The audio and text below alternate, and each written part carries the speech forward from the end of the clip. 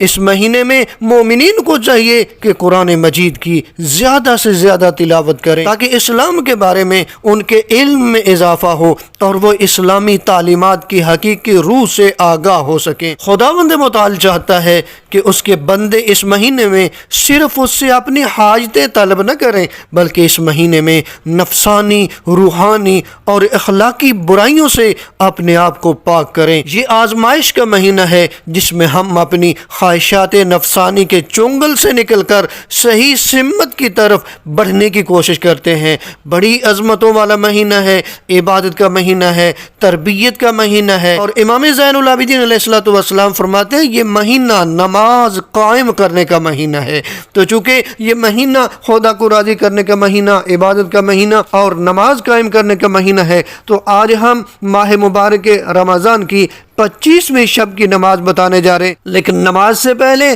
25ویں شب کی آپ دعا دیکھ رہے ہیں۔ اس دعا کو پڑھیں، پروردگار آپ کی دعاؤں کو قبول فرمائے، آپ کی مشکلات کو آسان فرمائے۔ اس دعا کے بعد مولا امیر کائنات علی ابن ابی طالب علیہ السلام کی بیان کردہ 25ویں شب کی نماز فرماتے ہیں 8 رکعت نماز ہے جو 2 کر کے پڑھیں گے، جس کی ہر رکعت میں سورہ حمد کے بعد 10 مرتبہ سورہ توحید پڑھیں گے۔ امیر کائنات علی ابن ابی طالب علیہ السلام نے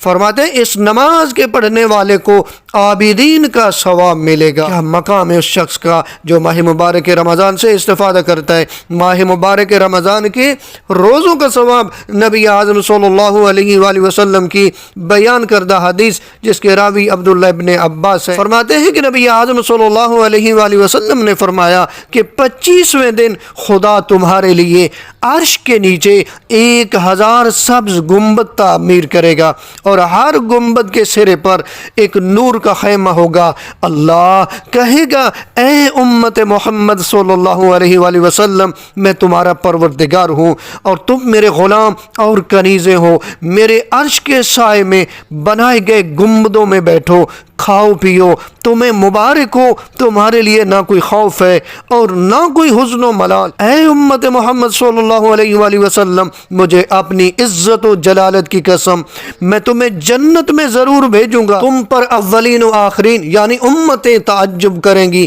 تم میں سے ہر ایک کو 1000 نورانی تاج عطا کروں گا، تم میں سے ہر شخص کو نور سے خلق کیے گئے ناقہ پر سوار کروں گا جس کی لگامیں نور کی ہوں گی، جس پر سونے کے 1000 حلقے ہوں گے، ہر حلقے میں ایک فرشتہ کھڑا ہوگا جس کے ہاتھ میں نور کا ستون ہوگا، یہاں تک کہ تمہیں بغیر حساب و کتاب جنت میں داخل کروں گا۔ خداوند متعال سے دعا ہے خالق کائنات ہم سب کو ماہ مبارک رمضان سے استفادہ کر کے یہ ثواب حاصل کرنے کی توفیق عطا فرمائے۔ ماہ مبارک رمضان کے 25ویں دن کی دعا آپ دیکھ رہے ہیں، اس دعا کو پڑھیں، پروردگار آپ کی دعاؤں کو قبول فرمائے، آپ کی مشکلات کو آسان فرمائے۔